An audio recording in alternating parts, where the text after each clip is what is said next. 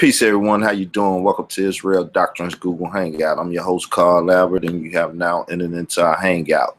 And this show is entitled "In the Days of These Kings," a message from Jerusalem for the season. So, guess who we have with us today? I'm gonna let him, tell you who he is, and we're gonna get into the conversation. I bet y'all can't guess who it is, but anyway. Without further ado, my guest. You got the mic, bro. Brother Carl. So, first, allow me to give all honor and praises to the Holy One of Israel, Yah Yisrael, Yah Yahweh, to His anointed son and servant, Ben-Ami, and the princes here, the ministers, crown brothers and sisters, all of the brothers and sisters around the world of the Israelite community, all those that are searching for truth and peace on this planet. I greet you in the holy tongue, Shalom Aleichem. I am Minister Amadiel, Sar Amadiel, Minister of Information and a spokesperson for the African Hebrew Israelites here at Jerusalem, living in Dimona, Israel, southern Judean region of the land of Israel, and what we fondly refer to as Northeast Africa, geographically, geopolitically in Northeast Africa. Glad to have you to accommodate us on the show, to reach out to the brothers and sisters at this time, a very, very critical time on the planet. And was just looking at things. These last couple of weeks, Brother Carl, have been rather difficult to watch. The unfoldings of the tribulation upon our people in the land of captivity, as we refer to America, or Babylon, modern day Babylon. For us, having lived in America, born and raised in America, the founders, the first generation that made the move out of the captivity beginning in 1967, based on Ben-Ami's vision that he received in '66. The arrival in the land of Israel in 1969, and the subsequent, we had numerous challenges. We had 20 plus years of friction with the state of Israel to secure our now permanent presence here. All of that gives us a perspective that is quite different from anyone who has neither ventured outside of the captivity, possibly even to visit foreign lands or to visit Israel or Africa, Eden as we prefer to call it, but certainly much different perspective for those of us who have permanently relocated. And I must remind our audience that we are the largest organized resettlement of our people in history. There are pockets, there are families, there are individuals who have made a relocation to Israel, and many into Ghana, West Africa. I've met quite a few there in Ghana. I've met quite a few in South Africa. But as an organized community, we are the largest in existence of former African, located back to the continent. And so being here and being here for the length of time that we have offers us a perspective that I don't think many can even begin to grasp. But it's painful on this side, looking back upon our people yet in the captivity, who continue to dwell in what Dr. King referred to as a burned house just a mere few months prior to his assassination. When houses are on fire, a fire chief has a couple of options. If he feels that he can stop out, then he'll pour as many resources as possible into putting the fire out, and he will send his men in harm's way to retrieve and to save people who are inside the structures. But at a certain point, a responsible fire chief has to, if the fire keeps burning, he's going to call it off and write off the house as a loss. And he may even have to forsake those that are inside because he can't risk the lives of his men. Now, maybe some of his men might, on their own volition, see a window in and hear the screams of someone inside and feel that he might be able to retrieve someone. And that's really on him at that. So what I'm saying is that it's time, brothers and sisters. I don't know what our family is waiting for, but it's been told to me sometimes what they're waiting for. They're waiting on something to come out of the sky. They're waiting on a Savior to come from on high, from in the heavens. They're waiting on the ships of Tarshish. The Lord, they're waiting. And in our perspective, we are given instructions, we are given visions, we are given solutions, and they come the Creator Himself, that He has blessed us, as it says, surely the Lord Yah does nothing but reveal His secrets to His servants, the prophets. Well, in this dispensation of time, the Creator's got some servants on the planet. And Ben-Ami was among that number. And in his yielding to the instructions that he received in 1966, which said it was time to begin the exodus of our people, and him moving on that, what can I tell you other than that it's been successful and that we have established ourselves in this land? And so with that as a backdrop and a model for what was accomplished, what has been accomplished, what is continuing to be accomplished in the face of all kinds of opposition and controversy and clamor and so forth, those men and women are to step out and establish the kingdom, which was our stated objective in 1967 and 69 arriving here. That was our stated objective, to establish the long-awaited kingdom of Yah on this earth. And so for us to hear our brethren to speak of wanting to wait for, I'm getting a little memo here. Can you hear me clearly, Carl?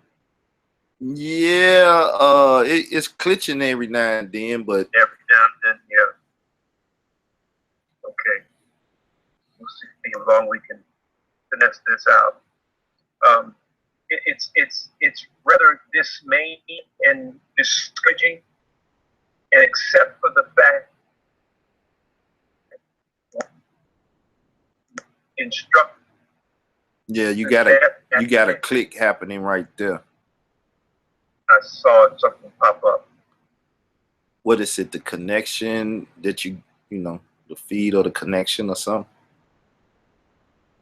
I don't have a diagnostic thing. It just every now and then pops up. Well, it's all right. Go ahead. I mean, we getting the gist of it. People have to deal with the context. Hopefully, it'll get better though. Okay. I was saying, though, that it can be discouraging, except for the fact that when Moses instructed the children of Israel to go in and possess that land, the promised land, a land promised by none other than the Holy One of Israel, he also told them, fear not. Now, wait, we've had numerous attempts to discourage us, both in-house and out of the house. Now, we expect and anticipate the opposition from out of the house. That's to be expected. But internal opposition from within the house of the family of Israel, the community of Israelites around the world, that can be a little more disconcerting if we were to allow that to happen. But again, we just simply fall back on the idea that we were promised this land. We were promised our place at the head of the nations. And certainly these are those times. And we refuse to be discouraged. However, Brother Carl, and this is what I've been wrestling with this last couple of weeks, is that at some point, again, a good fire chief is going to have to cut his losses. And I'm saying that for me personally, as I watch the endless Facebook clips and YouTube clips of atrocity, killings, of police abuse, poverty. You know, I mean, frankly, Donald Trump was absolutely right in telling the people, you know, what more do you have to lose? Now, I don't know what source of false pride they may want to defend their existence in America, but if they in 2016 want to defend their existence in America, then that's not who I'm trying to reach anyway. That's not who we're trying to reach anyway, to try to convince them that they remain nothing but slaves in a captivity. So that's I'm not, if anyone wants to jump on and that I'm in any way a Trump supporter, that's completely left field. But he's speaking the truth relative to certainly. It really doesn't matter at this point, Brother Carl, if it's Republicans or Democrats. It doesn't matter what's getting ready to unfold. It's whatever the for our people. And we're simply saying that it's time. And for those who are waiting for some miraculous deliverance, something to come from on high, something to come out of the sky, something extraplanetary possibly, we don't see that. We feel that that is part of a Greco-Roman grave cloth that remains over the eyes and over the ears and clogging the perceptions and the interpretations, the correct perceptions and interpretations that we must have in order to be redeemed as a people in this day and time. And so my personal decision, I've arrived at this just in the last few days, is to not spend so much time. I don't need to see another video. And what I think really caught was a video of a Tampa police officer who took appears to be a young sister, out of the back of his patrol car in the police garage, laid her on the ground, had her feet and hands bound, and he then dragged the parking area to wherever I guess his lockup was. And I felt that to be, and it wasn't like there wasn't someone else, there was someone else on the other side of the garage in view that could have helped him to carry her, to bring her to her feet and to escort her in. But he drug her across the parking lot floor. And watch that is so intensely painful that this is where we have arrived in 2016. But our people continue to want to protest and march and seek for justice. In Yeshua's words, he said, we seek for figs among thistles and grapes among thorns. At this point, haven't we arrived at a point of discerning and understanding that America is an unjust society? Why should we think that we would ever acquire justice from an unjust land? And so if we keep in mind the reason why we were brought to America in the first place, it was to chastise us. It was to whip our behind so that we could understand the great nature or the great consequences of having disobeyed our Father. And so like all whoopings, at least those of us, and I know you yourself, brother, you know, Arkansas, you know, and we come from the era where, you know, you were still getting switch. And that switch was to cause us to remember some things about this relationship. And so if we recall why we were even dispatched to America in the first place, and when I say America, I'm not just limiting North America, the Americas, North, Central, and South Americas, Caribbean included. 1 second, please. 1 second. Sure. 1 second.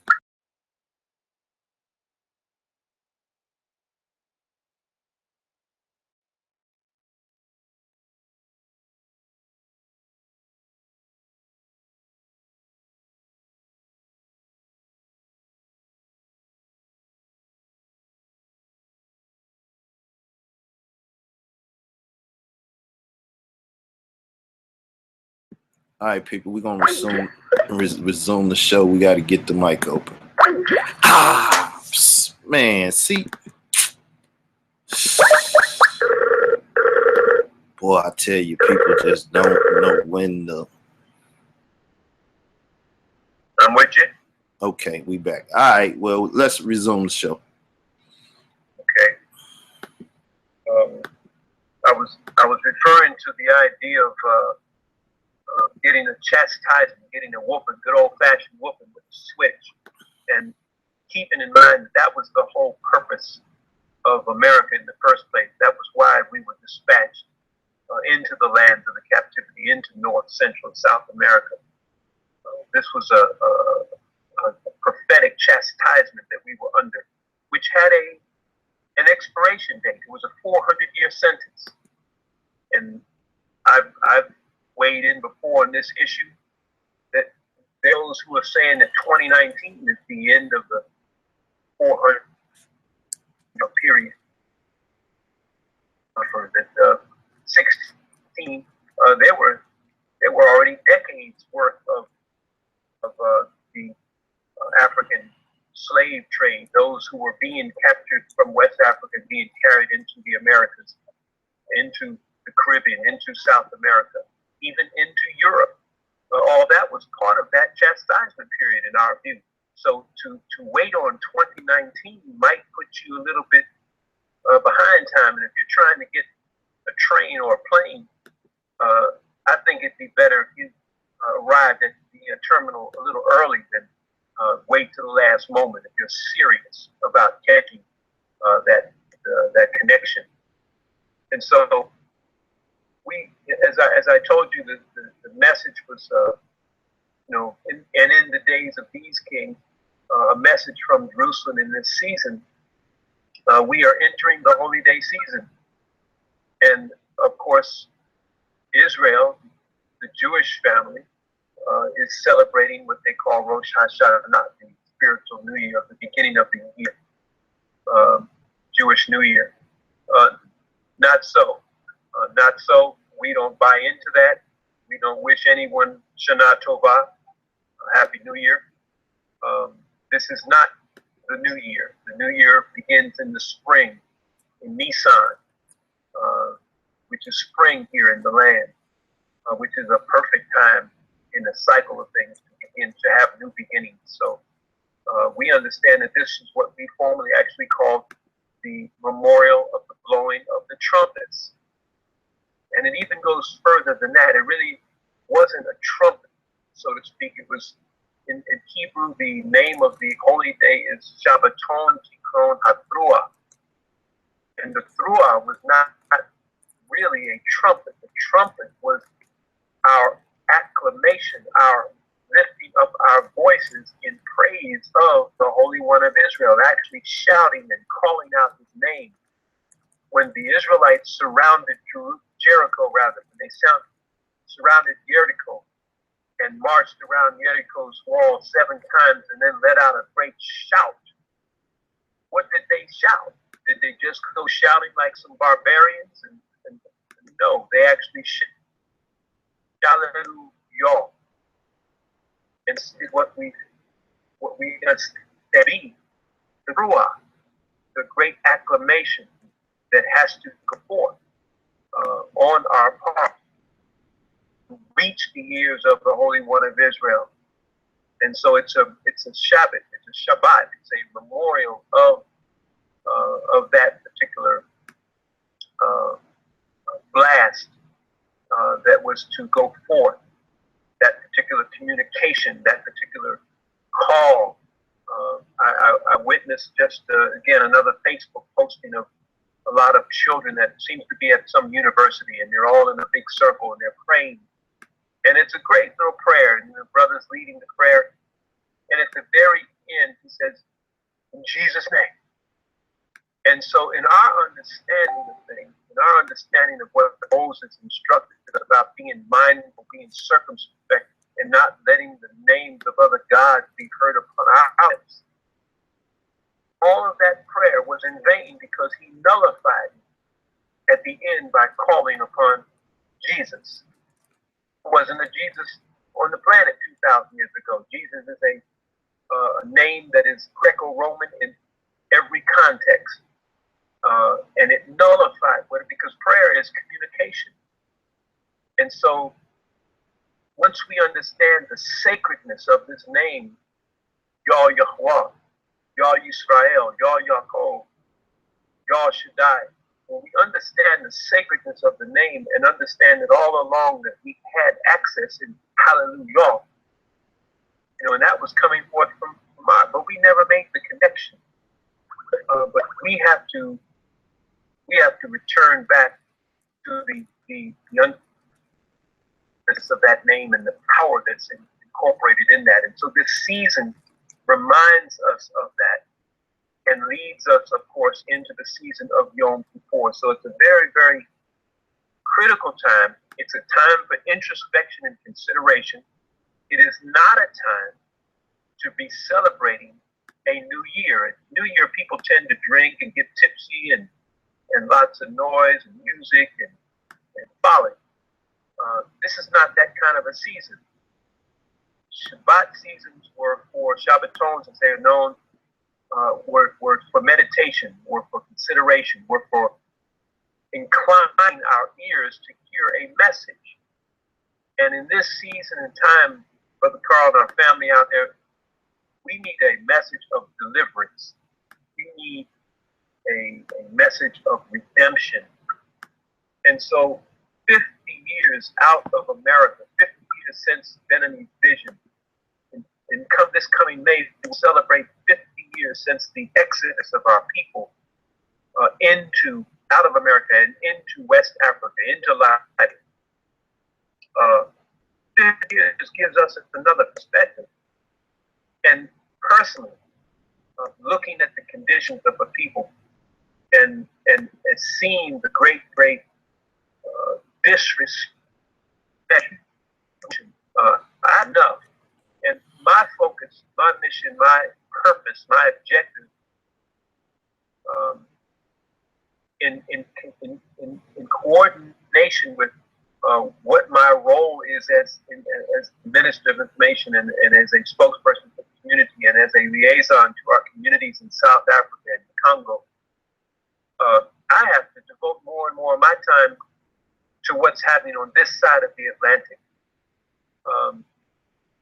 I don't see the sense in continuing to reiterate what has been my message, which is simply the message of the Revelator saying, "Come."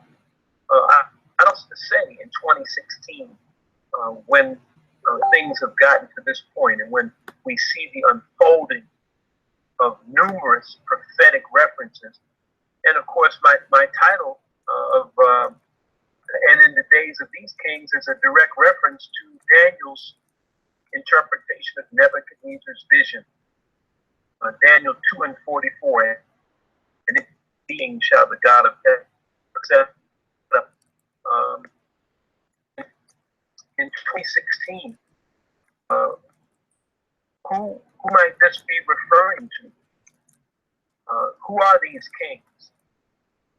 In our view, when you look at the fact that he was talking about that great beast and talking about that devolution that occurred from ancient Babylon, Greece to Medo-Persia, Rome, and then of course by that time the Roman Empire had split, and just like that beast down by the thighs, it had split. The Byzantine Christian Empire of the East and the Holy Roman Empire of the West. And then it devolved into the partly iron, partly clay feet. And it speaks of them as kings. And so that's, in our view, and most biblical scholars acknowledge the fact that it was a reference to the European unification of European nations and powers. And America, an offshoot of that Europe-American idea. And so it's all in that family. And in the days of these kings, a very small word, but a very critical word for understanding what it's referring to. Doesn't say after. And in the days of these kings shall the God of heaven establish a kingdom. Not after. And so it's saying that there would be a transitionary period where both those kingdoms and the kingdom that the Creator was going to establish would be in simultaneous existence. And so when we look at those kings, and we can name them now, you've got of course Queen Elizabeth, who continues to sit, on the throne representing the so-called United Kingdom. You have the kings of Spain and the Netherlands. Don't be fooled by these nations considered representative democracies and liberal democracies now. These are of what are monarchies. These were kings that sat over these, and many of them still retain the symbolic headships of kings and queens and royal families. They may not have direct control as they did in the past of different affairs, but still we're talking about those nations, and there's no hiding that fact. And so days of these kings established himself, which would never be destroyed. At what point do we think that's going to materialize? And what would it look like? What would it sound like? What type of government structure would it be? In fact, kingdom is a government structure.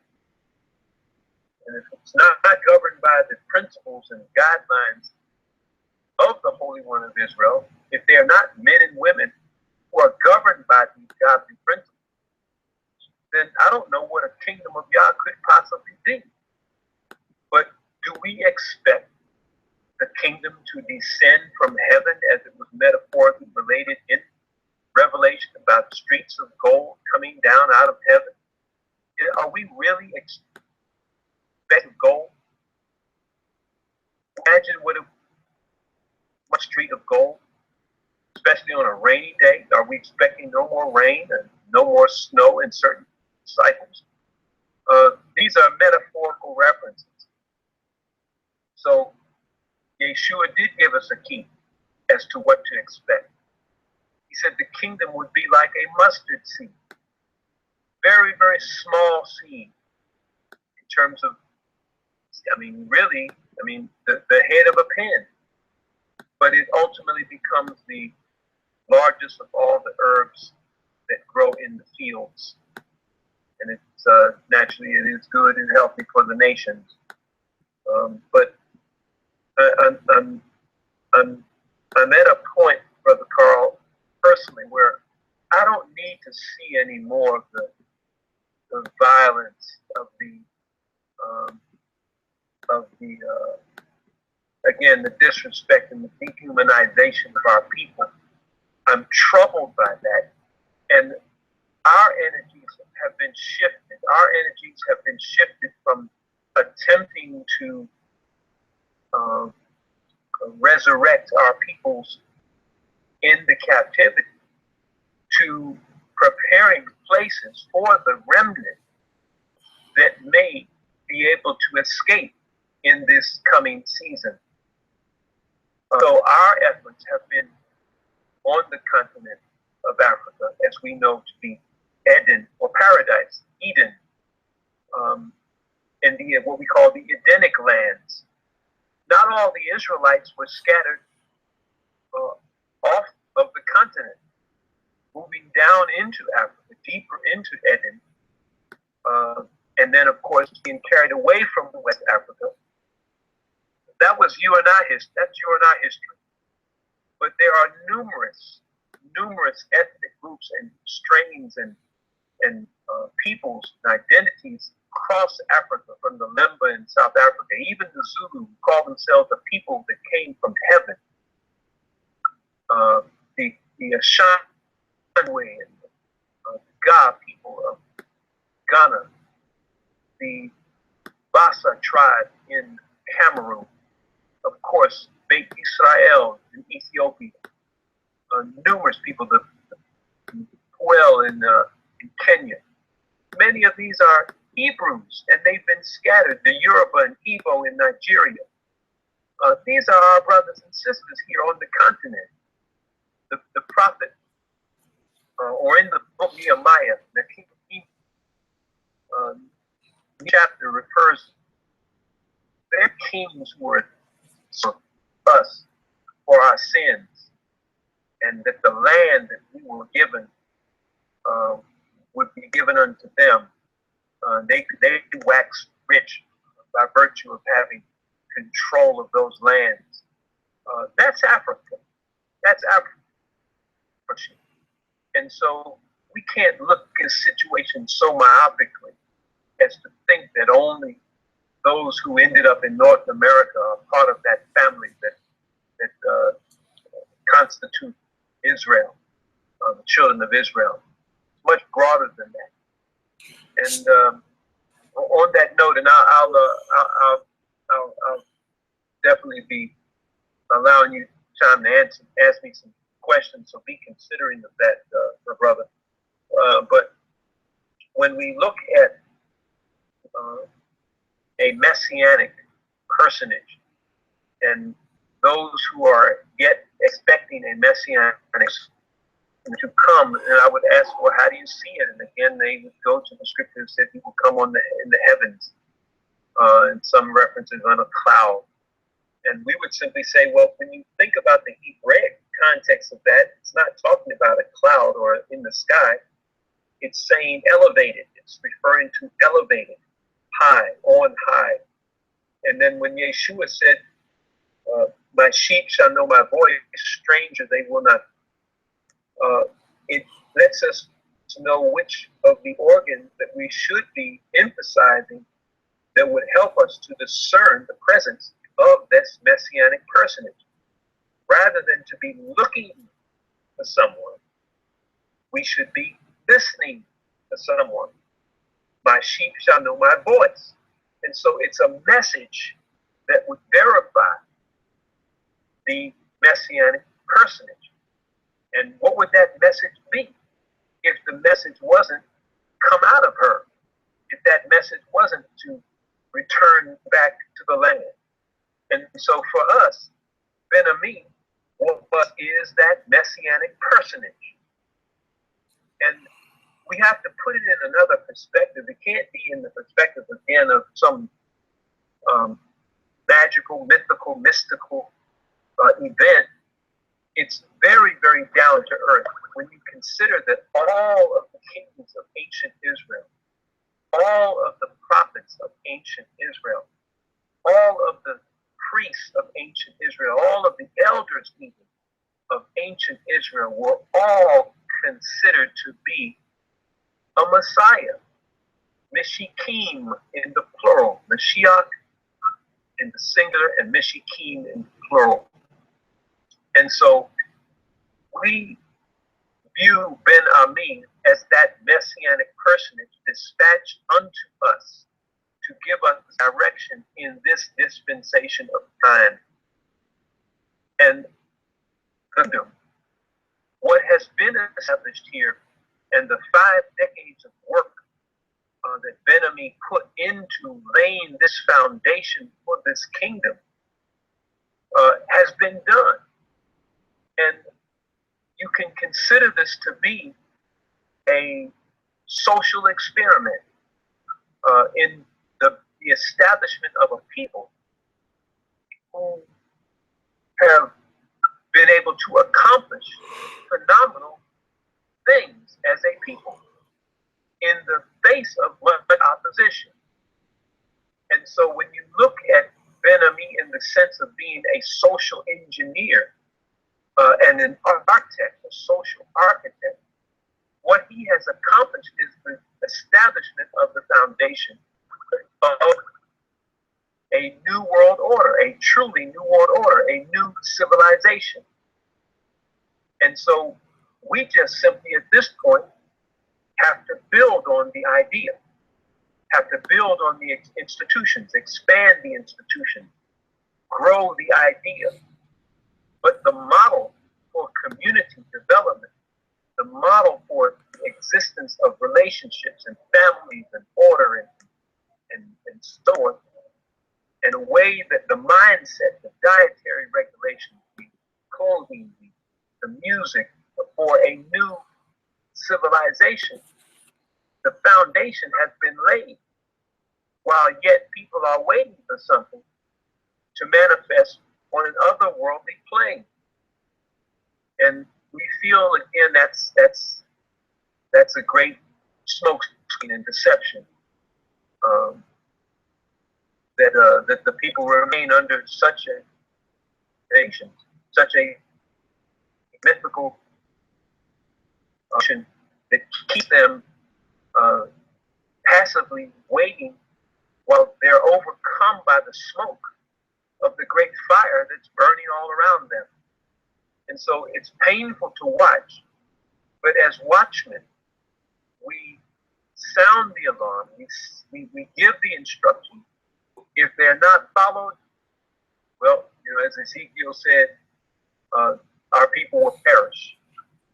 But if we did not raise our voice to say, come out of her, to say, hey, think of it this way, consider that, try this, do that, forsake that. If we didn't do that, then our people would still perish, but we would perish along with them for having not been responsible watchmen.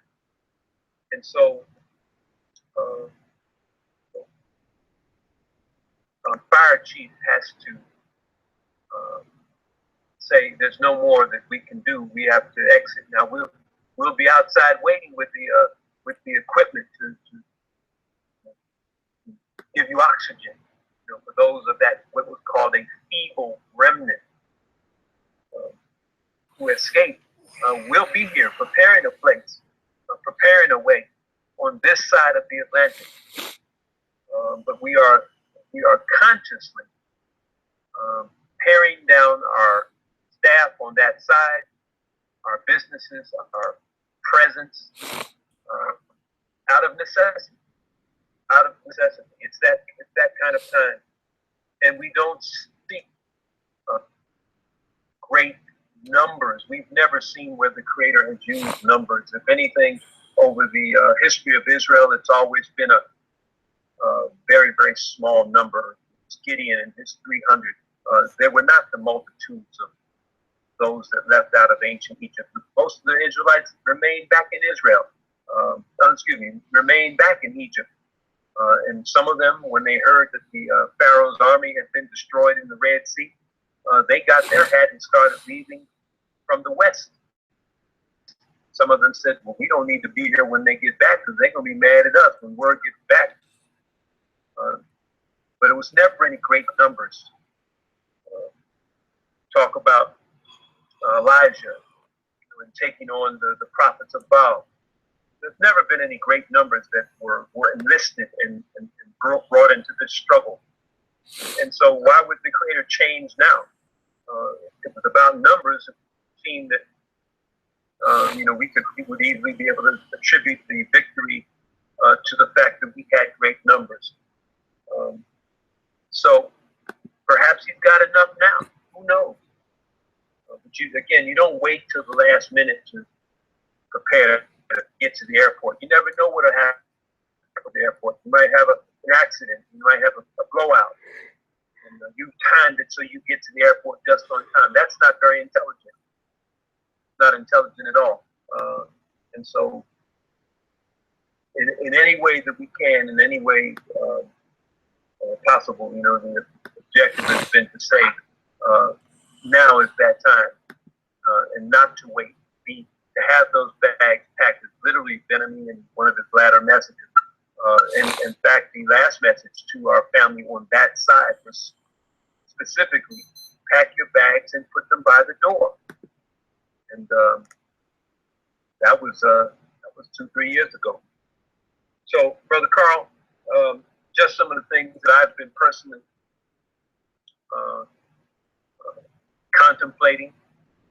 I would like to, in the next, maybe later in the week, to arrange for one of our priests to give you a complete prophetic understanding of how we interpret these holy days, these particular holy days coming up, Shabbaton, Yom Hatrua, and so our family there can gain a perspective for how we observe them and how we interpret them. And I think it would be beneficial to the entire family to hear that. Again, it's a much different viewpoint from this side than that side. We're in Jerusalem. We're in the Holy Land. We're in the Tower. And if anyone wants to downplay our presence here and downplay the leadership of Ben-Ami, I would think that they should consider, did we think that we just stumbled up on something here by chance, and when those were saying that it wasn't the time and we're too early, those arguments have lost their valid validity at this particular point. And so I think it's time for everyone to make a conscious and sober consideration of, again, what time it is, and ask ourselves, is this house on fire, and what options do we have? Again, most people who die in a fire don't die from the fire itself. They die from the effects of smoke inhalation. And so America is such a toxic environment, socially, spiritually, morally. What could we possibly be waiting for to make the move that we know that we need to make? The prophetic direction of our people, come out.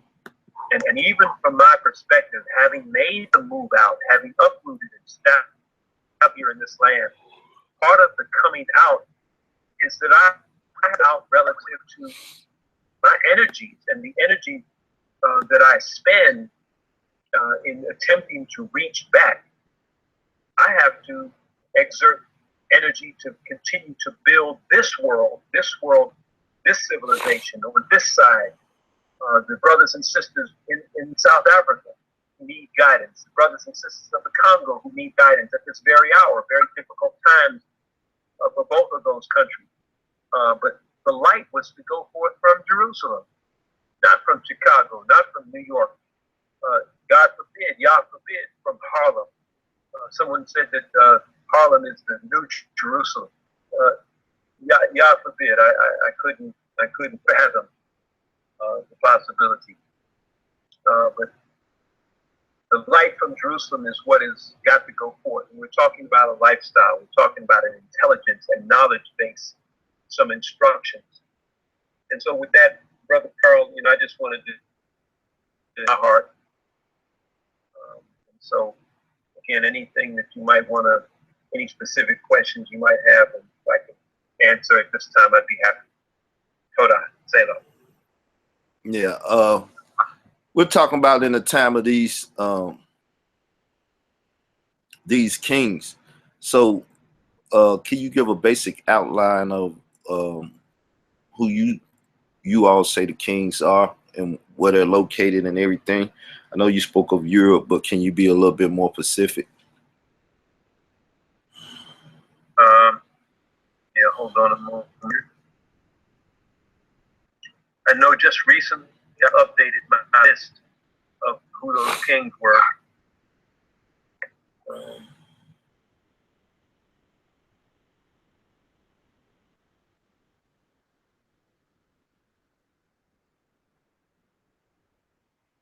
Let's see here.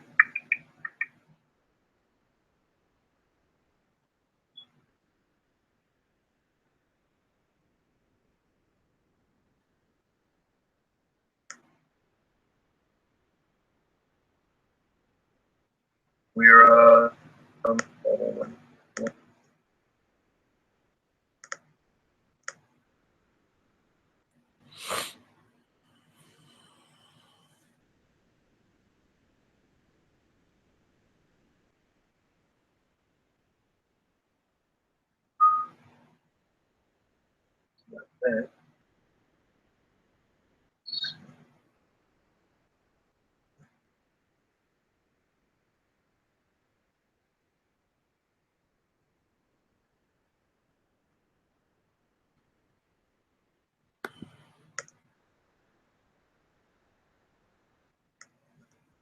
Well, let's also deal while you're looking for that. Hopefully, you okay. can, while you're looking for that, we can deal with the fact you was speaking on the Messianic perspective. I understand you stated Jesus is not a name that you not too fond of, and you dealt with the Hebrew name.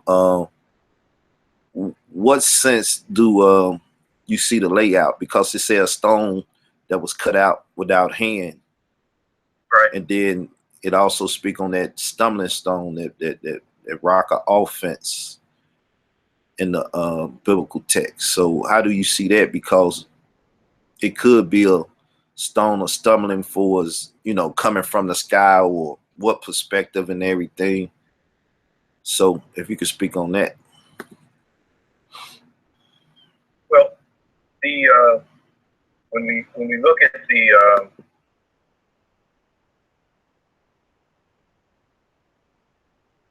when it gives us the in 42nd, 43rd verse of that's talking about that those toes, feet, partly clay, partly iron, and we know that if anyone is a metallurgist and dealing with metals, and that was what the great beast was composed of, different forms of metal. At a certain point, you know that iron and clay don't mix. They don't bond together. So it's obviously a weak foundation that this entire structure is standing upon. And so that structure, as we see it, is the Euro-Gentile civilization.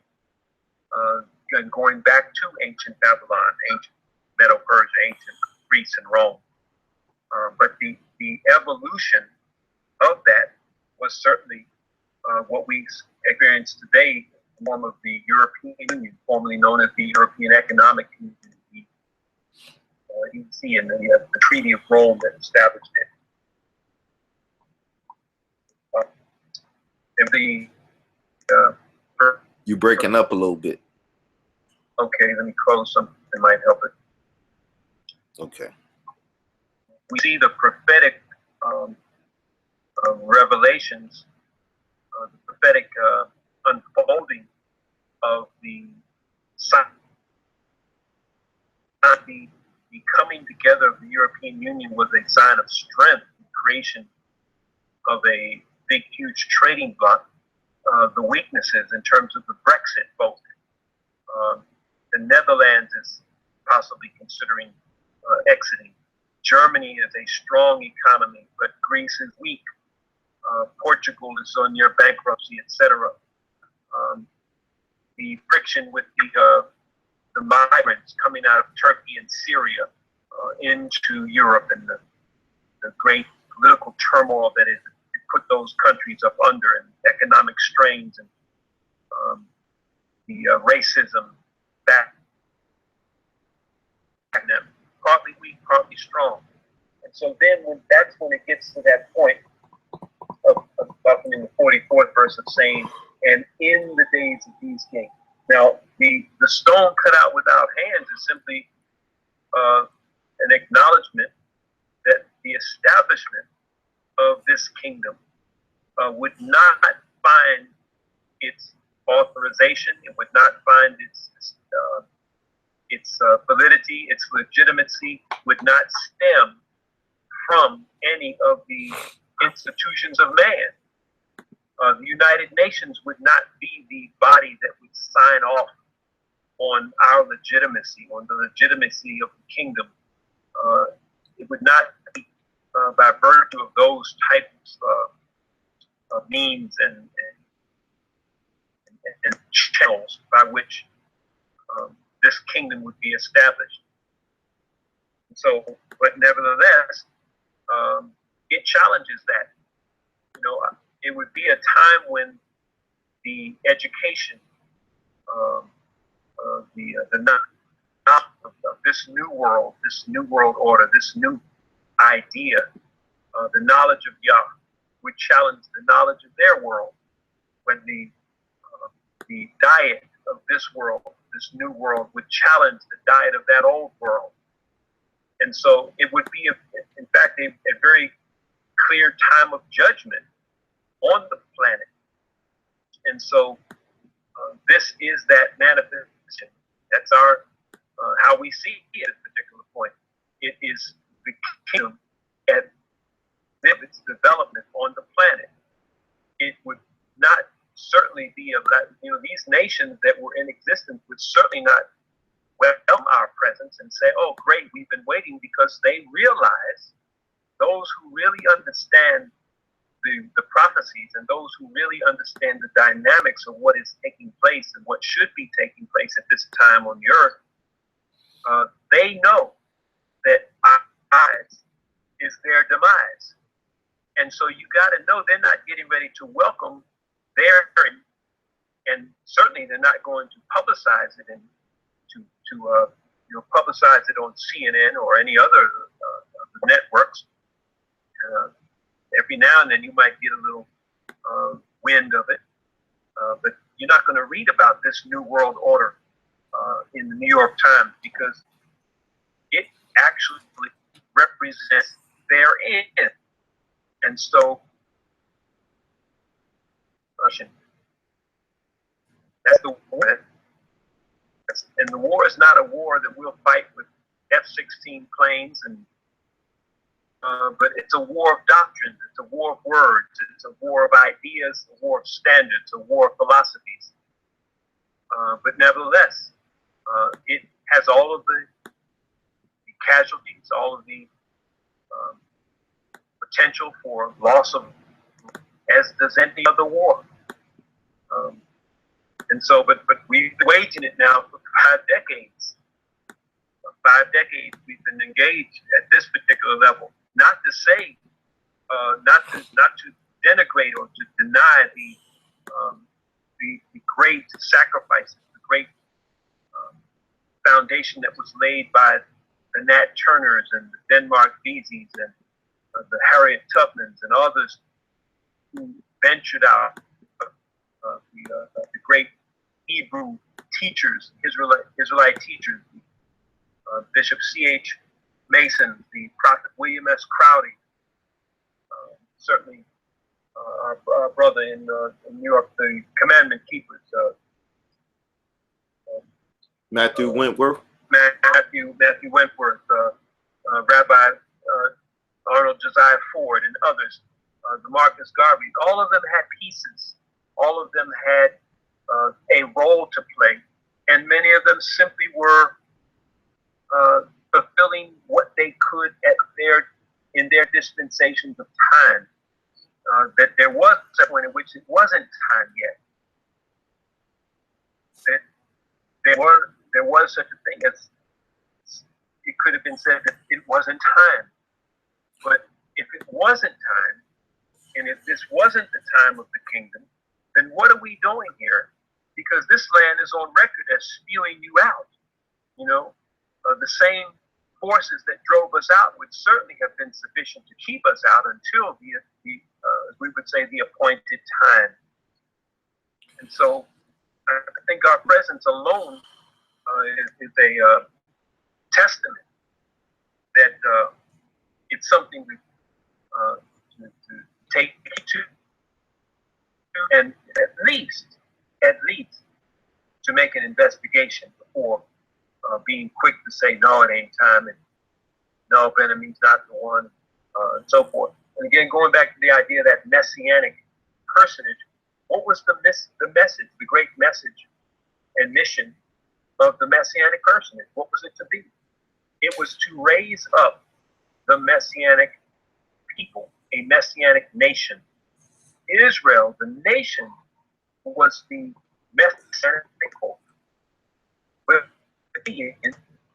you have thousands, and you can't have thousands before you have hundreds, and you can't have hundreds before you have 10, and you can't have 10 before you have 1.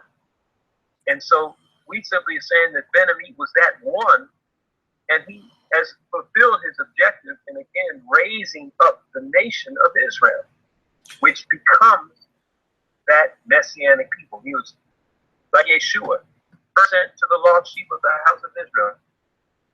It wasn't about anything magical. It was breaking up. Did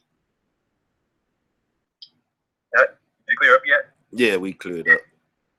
Yeah, Yeshua had no magic wand that would allow him to be able to transform the masses of the people in some mystical way. He had to teach the people. He had to give them guidelines and standards. And again, he came like Moses in their own dispensations of time. All the prophets had their own dispensations of time and their own challenges of those eras. I like to always say that should a Moses figure come in this dispensation of time, you have to just imagine that one of the commandments would be, thou shalt not smoke or use other tobacco products. That would just make sense in the context of what Moses was trying to do in terms of setting life and death before the people. And so, but yeah, brother, that's how we interpret it. That stone cut out without hands that would smite the beast on its feet, and would cause all of that to come crumbling down. We represent that. The presence of Israelites, the awakening, the coming together of our people, and the commitment that's required to build. When we come together in that manner, that becomes that stone, and it is the force that is actually Ben-Ami in terms of the great redemptive, corrective forces, the hurricanes, the tornadoes, the floods, the fires, the economic and political instability. Look at the choice that our people have been left to. Look at what it has distilled down to in this election. It's pitiful. It's pitiful, and but it's also a sign because for the ignorance of those who would support a Trump and the those who would think that Hillary Clinton would be much of a difference. That's a reflection of the electorate. And I would simply say they get what they deserve.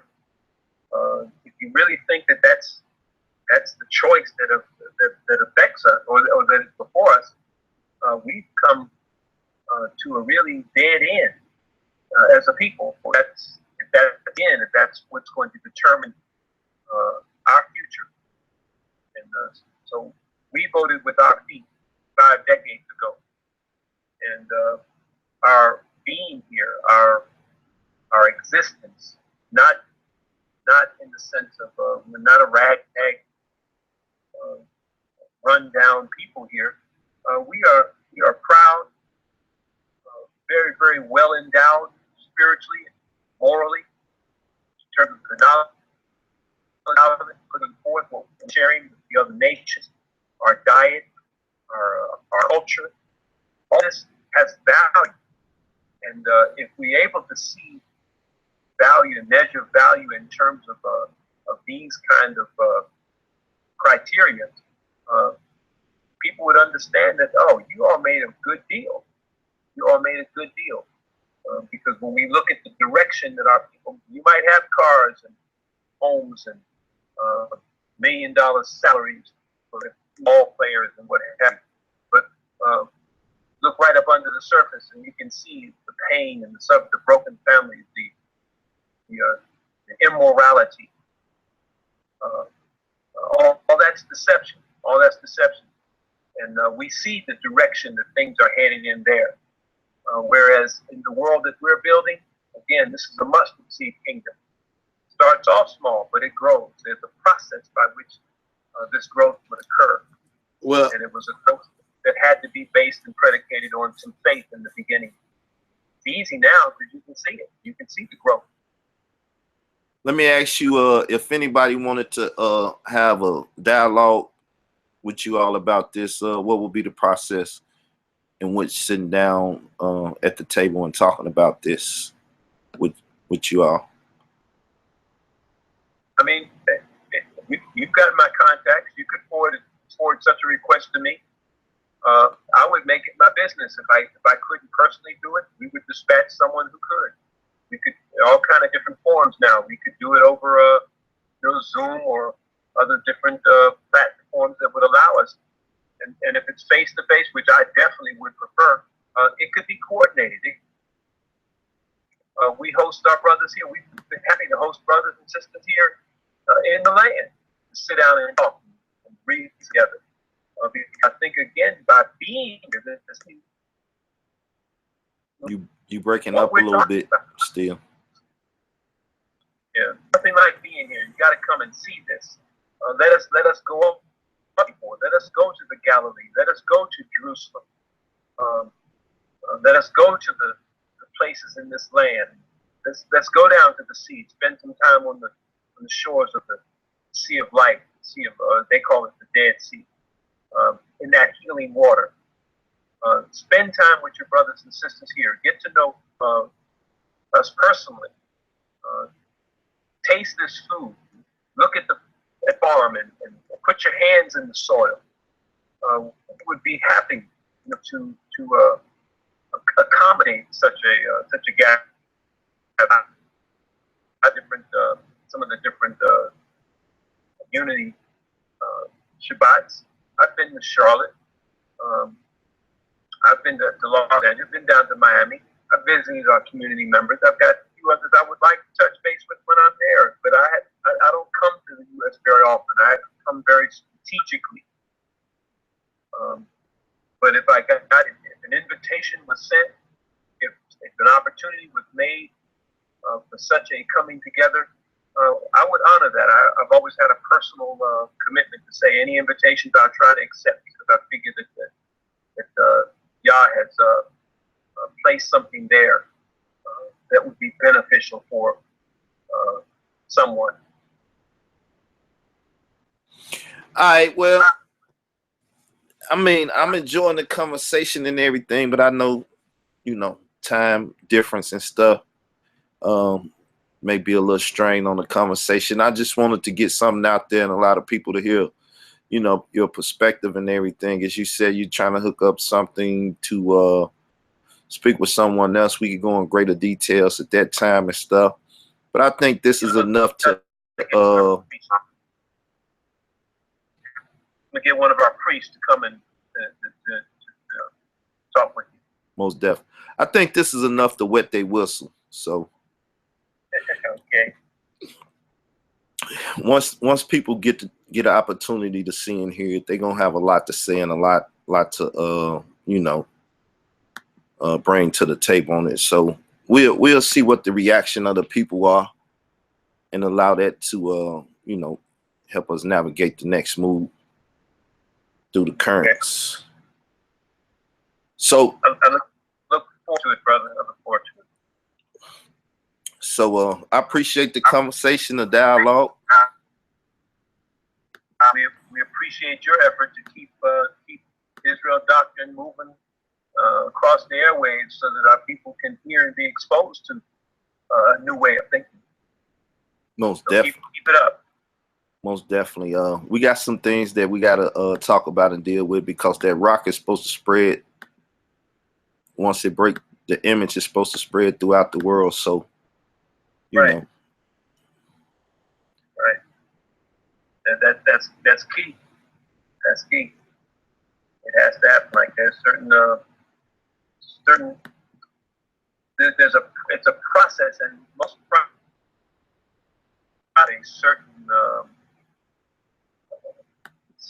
certain stages and certain elements can have to be brought at certain times. Just to give you a quick example, you know, people like to quote, you know, the exceedingly great army and so forth. When you read Ezekiel, I think it's 37, very carefully, it says that, you know, that those bones were the whole house of Israel. It said, I will bring bones into the land of Israel. And then it says, and then will I sprinkle clean water. Because I think you understand that clean water refers to doctrine. Yeah, the word. Process. Right. The process was that they had to be brought into this land. And then some of them are still, I'm talking about our family there, some of them like to still quote, if my people who are called by my name and so forth, then I will heal their land. No. The healing of the land is not the land that you might be in Virginia or in California. The healing of the land is here in this land. And so it's got to be in its proper context. You just can't grab something and think that that's, you know, but again, it's a process. I'm working now at a assembly line. You can't inject certain parts and phases before you put in all the things that go in, you know, in the earlier stages. So it's very critical. But we can sit down and talk about those things. My thing is that I don't think we have long to do that. Yeah, well, the thing is, we at whatever time we got, we got to initiate it. So okay. Like I said, I'm game. I'm open, and we're structured where we can arrange for that. We can answer that. all right. Well, I'm gonna say peace and get back with you later. Likewise, dear brother. All right. Have a blessed day here. Okay. You do the same. Peace to y'all out there listening. Shalom to all the family out there as well. Shalom, shalom.